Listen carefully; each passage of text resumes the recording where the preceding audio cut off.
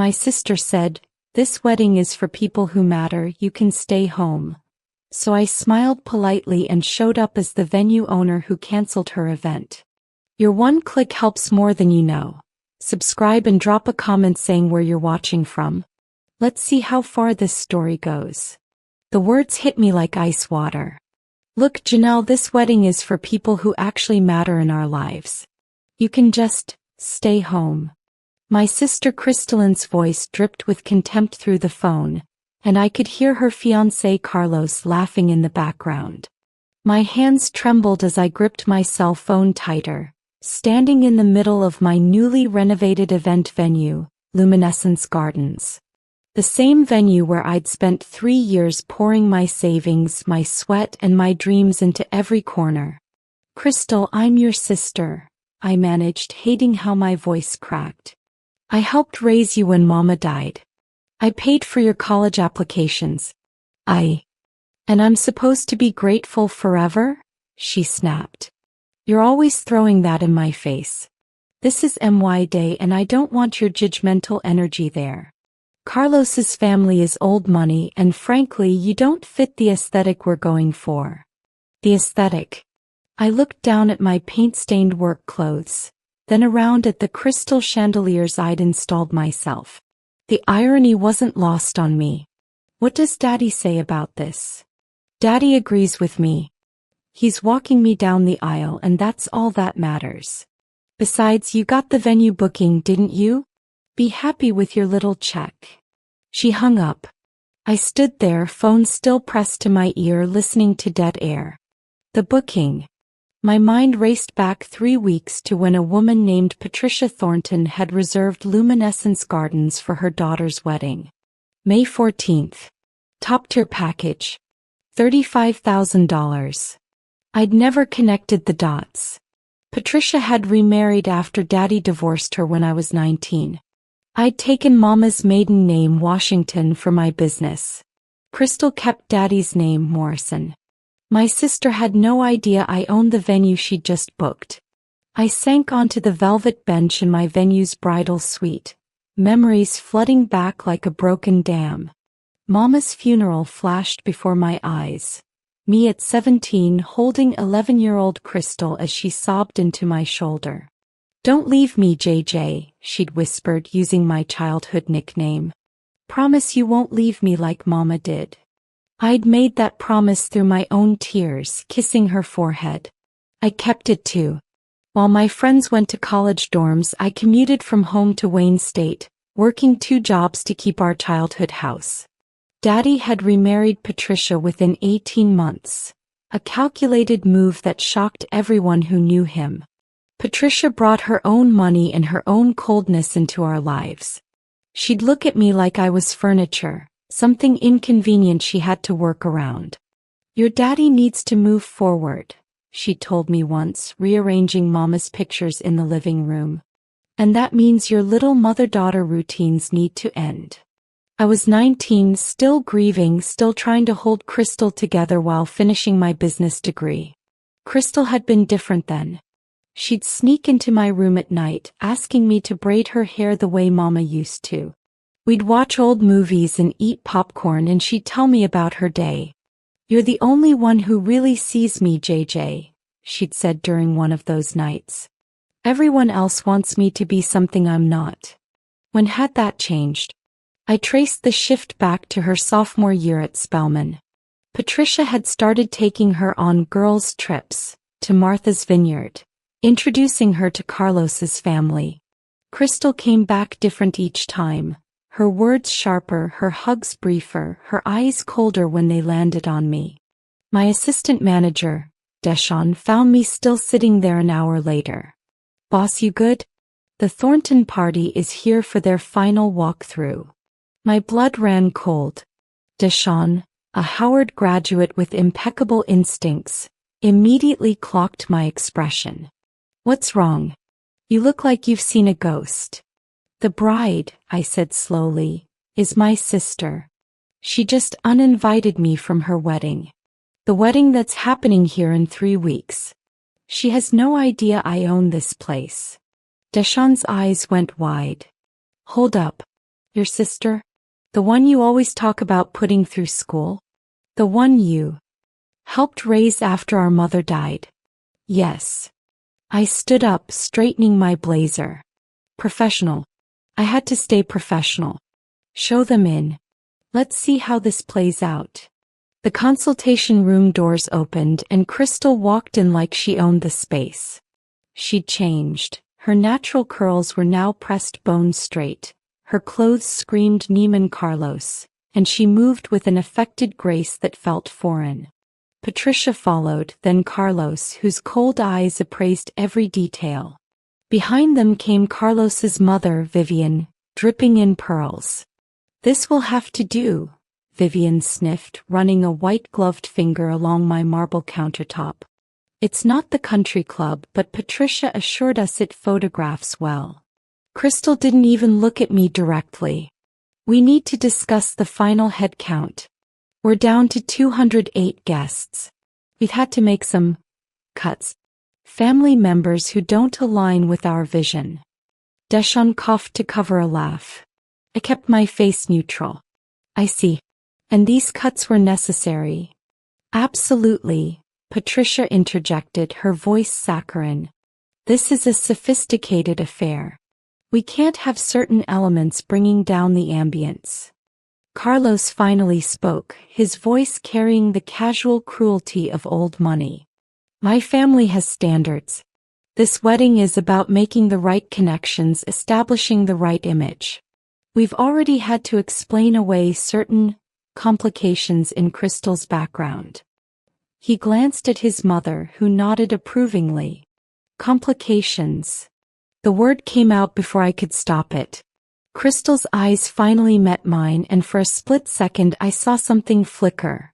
Recognition, maybe guilt. But it vanished. Carlos means my father's first marriage. The whole tragic backstory isn't exactly cocktail conversation material. Dead mothers, struggled finances, scholarship students.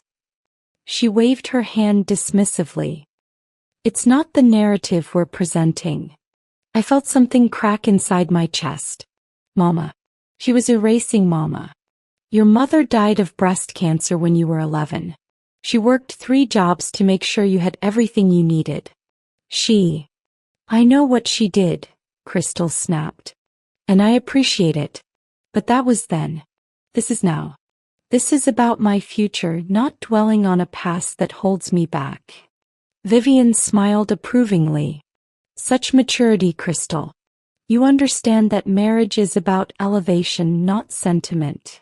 Deshawn stepped forward. Ms. Washington, should I bring out the final contract for signatures? He emphasized my name deliberately. I caught the question in his eyes. Do you want me to blow this up right now? I shook my head slightly. Not yet. Yes, please. Ms. Morrison, you'll need to review the cancellation policy carefully.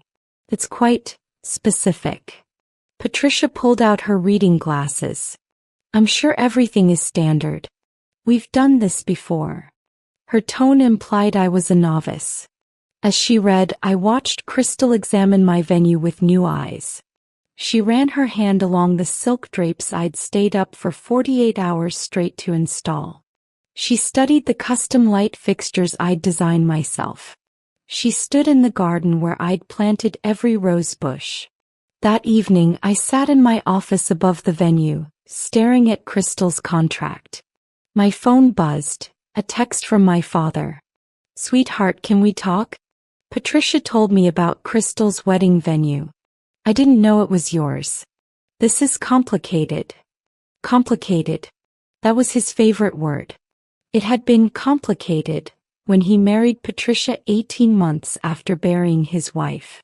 Complicated when he stopped coming to my college events because Patricia found them boring.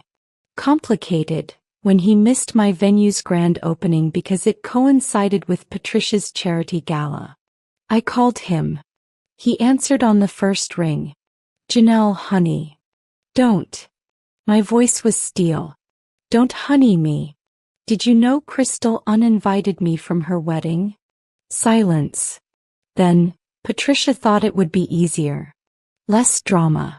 Crystal's been stressed and you two have had your differences. We had no differences until Patricia decided I was an embarrassment. Until you let her rewrite our family history. My voice echoed in the empty office. Mama's been dead 12 years, and you've let that woman erase her like she never existed. That's not fair, Janelle. I loved your mother. But life moves forward.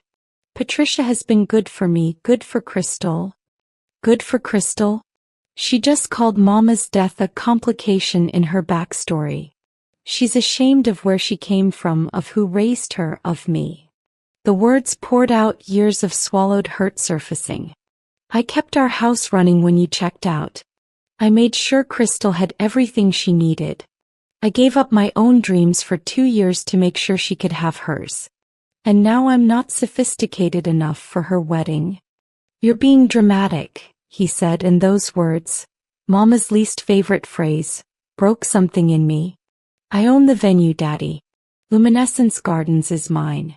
Crystal has no idea. After hanging up on my father, I did something I'm not proud of. I logged into my venue's social media accounts and started researching.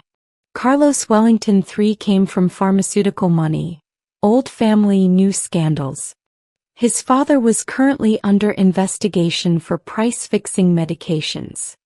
His mother Vivian had been married 3 times, each husband wealthier than the last.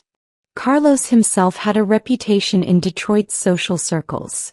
Charming, ambitious, and ruthless. I found Crystal's private Instagram, the one she thought I didn't know about. The comments from her new friends were revealing. Finally upgraded from that sad backstory. One read.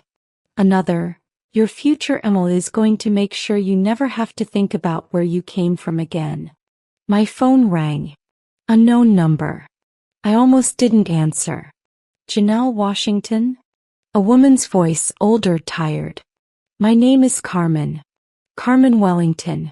I'm Carlos's ex-wife. The floor tilted.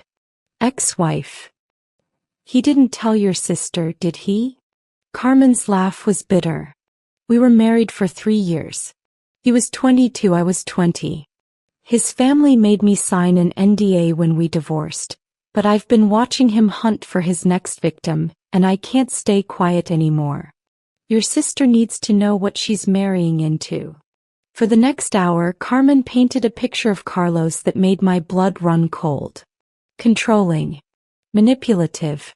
Verbally abusive behind closed doors. He needs a wife who fits his image, Carmen explained. When I started questioning his family's business practices, when I suggested he get therapy for his anger issues, I became a problem to be solved. The Wellington family pays well for silence, Janelle. But some things are more important than money. Why are you telling me this? Because I was like your sister once. Ambitious, willing to overlook red flags for the promise of a better life. And I lost myself. I lost years I can't get back.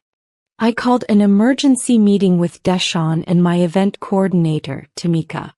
Tamika had been my first hire, a single mother who'd worked her way up from server to senior planner. She'd known me since before the venue, back when we both worked at a hotel banquet hall. I need to tell you both something, I started. The whole story spilled out. Crystal, the uninvitation, Carlos's ex-wife, everything. When I finished, they sat in stunned silence. Tamika spoke first. So what are you going to do? Cancel the wedding? I don't know. The admission felt like weakness. Part of me wants to.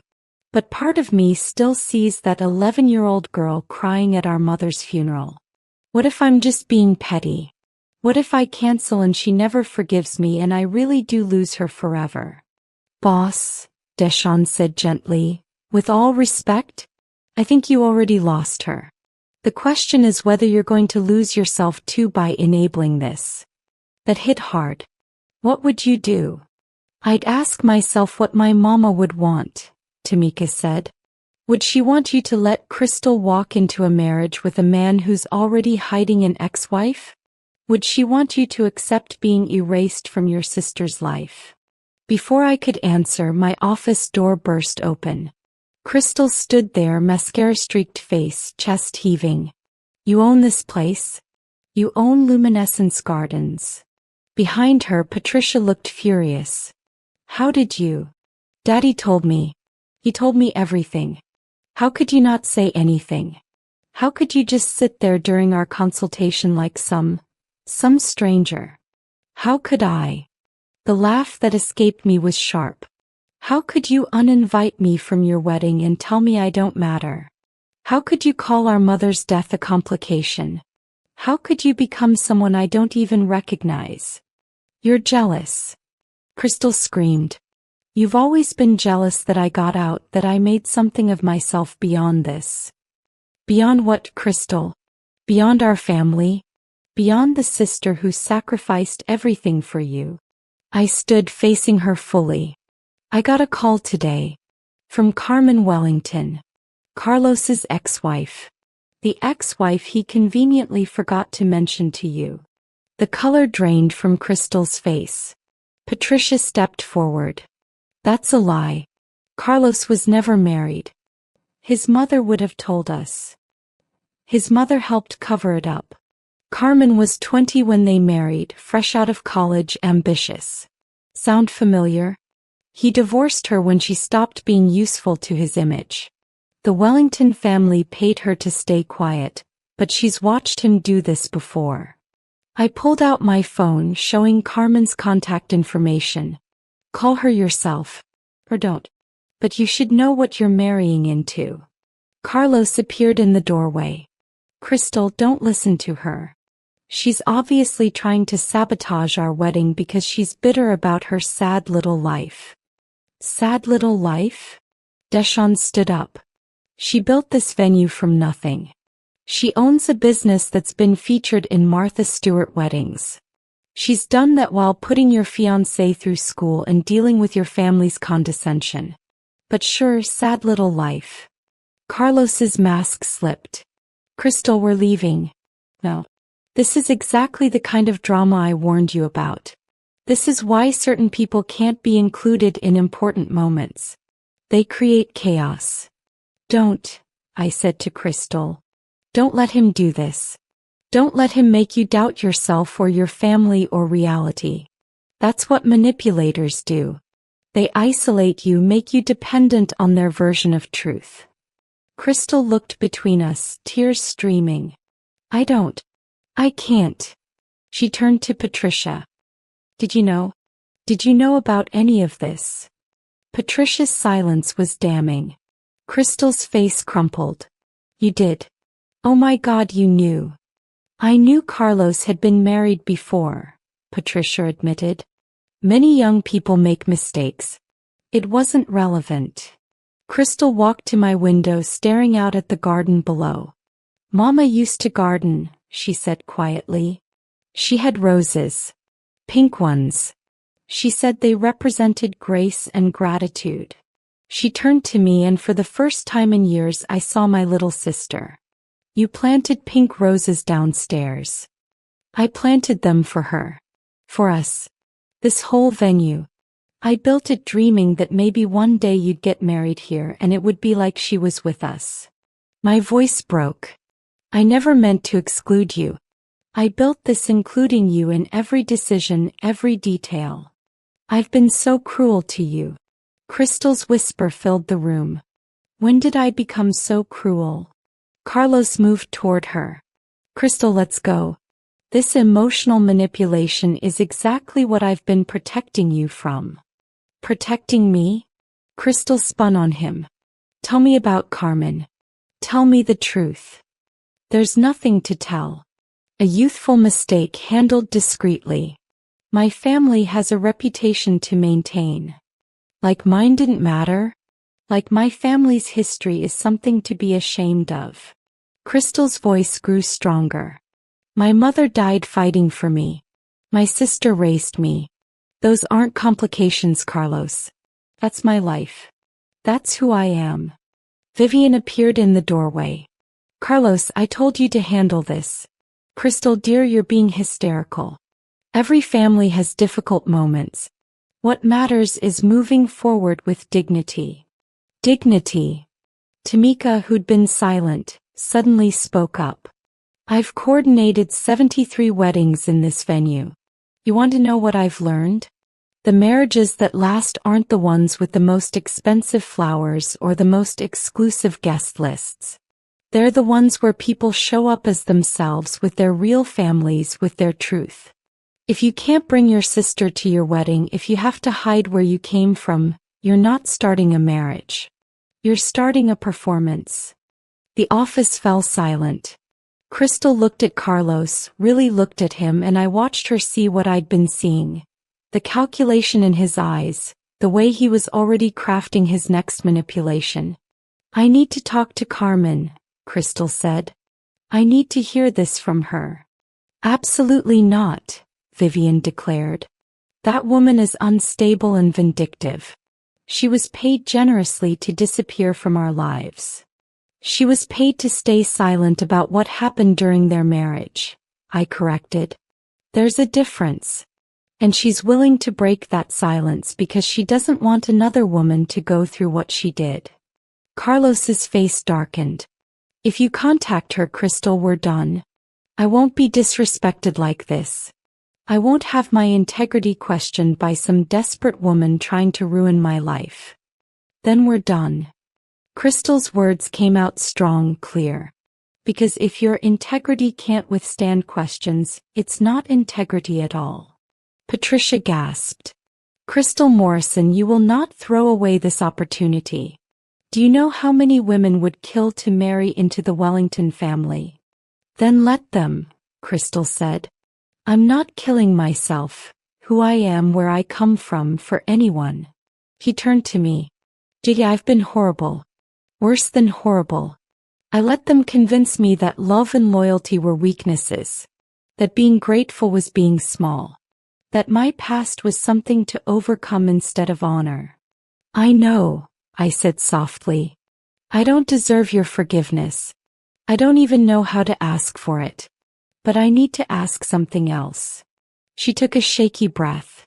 Can I cancel this wedding? Can I walk away from all of this? It's your booking, I said. You have the power to cancel any time. Carlos stepped forward, aggressive now. There's a cancellation fee. A significant one. And my family will sue for emotional damages for what? Deshawn interrupted, pulling out his phone. For the truth coming out. Because I recorded this whole conversation. Every word. Carlos's face went white. You can't do that. That's illegal. Actually, Deshawn smiled, Michigan is a one-party consent state. I'm the one party who consented. And this recording? It's very interesting. Threats of lawsuits. Admission of covering up a previous marriage. Discussion of paying people to stay silent. I'm thinking the Detroit Free Press would love this story. Local pharmaceutical heir caught hiding ex-wife from new fiancé. It's got real viral potential. Vivian moved faster than I expected, reaching for Deshawn's phone. He stepped back smoothly. It's already uploaded to cloud storage, ma'am. And I've sent it to 3 different email addresses. You can't delete it. You're blackmailing us, Patricia accused. No, I said calmly. We're protecting my sister. There's a difference. Here's what's going to happen. Crystal is going to cancel this wedding. You're going to accept that cancellation without any legal action, any retaliation, or any harassment. In exchange, this recording stays private. The story stays quiet.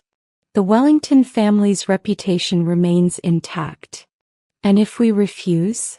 Carlos's voice was ice. Then I release everything. The recording. Carmen's story. Screenshots from your family's NDAs with 3 other women you've dated and discarded. Oh yes, Carmen connected me with them too. They're all willing to talk now. I hadn't known I had this kind of steel in me, but years of swallowed pain were fueling it. You'll be infamous, Carlos. Your family's pharmaceutical company is already under investigation. This won't help. Vivian and Patricia exchanged glances. The calculation was visible, weighing their options, their pride, their exposure. Fine, Vivian finally said. Crystal, dear, I think you're making a mistake, but if this is your choice, we'll respect it. The engagement is over. The engagement was over the moment you all lied to me, Crystal said. I just didn't know it yet. Carlos looked at her with such contempt it made my skin crawl. You'll regret this. You could have had everything. I already had everything, Crystal said, looking at me. I just couldn't see it. 2 weeks later, Crystal sat across from me in my office, the cancelled wedding contract between us. She'd lost weight, her eyes were red-rimmed, but she looked more like herself than she had in years. I've been going to therapy, she said. Dr. Morrison, no relation, specializes in family trauma and toxic relationships. She's helping me understand how I got here. And where did you get? I asked gently. Lost. Crystal's voice cracked. I got so lost, JJ. After Mama died, I felt like I was drowning. When Daddy married Patricia, I thought maybe she could fill that void. She couldn't, no one could, but she promised me things. Stability. Status. A life where I'd never feel that kind of loss again. And I bought it. I traded authenticity for approval. She pulled out an old photo from her purse. Mama, me and her at a 4th of July cookout. We were all laughing, faces shiny with watermelon juice and summer sweat. I forgot this version of us. The version where we were happy just being together. Where love wasn't conditional on achievement or appearance or anything except showing up. I never stopped being that version, I said. You just stopped looking for it. I know. God, JJ, I know. And I don't expect you to forgive me immediately. I said unforgivable things. I valued money and status over family. I called Mama's death a complication. Her voice broke completely. I don't know how to fix this. You already started, I told her. By choosing truth over comfort. By walking away from Carlos. By being here now. I called Carmen, Crystal said. We talked for 3 hours. JJ, the things he did to her. The isolation, the gaslighting, making her doubt her own perceptions. If I'd married him, I would have become a shell. Or worse, I would have become like Vivian, cruel and calculating, protecting abuse to maintain appearances. But you didn't marry him. You chose differently. Because you saved me. Just like you always have. 6 months later, Luminescence Gardens hosted a different event. Not a wedding, a celebration. We called it the Grace and Gratitude Garden Party, honoring Mama's memory and raising money for breast cancer research. Crystal had helped plan every detail, working alongside me and Deshawn and Tamika like she'd always been part of our team. Daddy came without Patricia. They'd separated after he finally confronted her about the years of manipulation and division she'd sown in our family. I was a coward, he'd told me privately. I let grief make me weak and I let Patricia exploit that weakness. I turned my back on my daughters when you needed me most. I don't deserve forgiveness, but I'm asking for the chance to earn it. It wasn't fixed. You don't fix 12 years of hurt in 6 months. But it was a beginning. As Crystal and I stood in the garden, surrounded by pink roses, she took my hand. I've been thinking about going back to school. Social work, maybe. Helping young women who get lost like I did. You'd be incredible at that, I said honestly. I learned from the best. He squeezed my hand. Everything I know about real strength, about sacrifice, about unconditional love. I learned that from you and Mama. It just took me too long to remember. Carmen came to the event too. She and Crystal had become friends, supporting each other through healing. Carlos is engaged again, Carmen told us quietly. To a 19-year-old college freshman. I reported everything to her school counselor and her family. They're getting her help. Good, I said. That's what we do now. We protect each other. As the sun set over Luminescence Gardens, turning everything golden, I felt Mama's presence so strongly I could almost smell her perfume. Crystal felt it too. I could tell by the way she looked up at the sky. She'd be proud of you, Crystal whispered. Of what you built. Of who you are. She'd be proud of both of us, I corrected. For finding our way back to each other. For choosing love over image. For remembering what actually matters. Crystal leaned her head on my shoulder just like she used to when she was 11 and the world felt too big and scary. But we weren't those people anymore. We were stronger. We were honest. We were whole. Thank you for not giving up on me, she said. Never, I promised. That's what sisters do. We show up. Even when, especially when, it's hard. The garden lights twinkled on, and somewhere in that light and love and hard-won truth, I felt like we'd finally come home.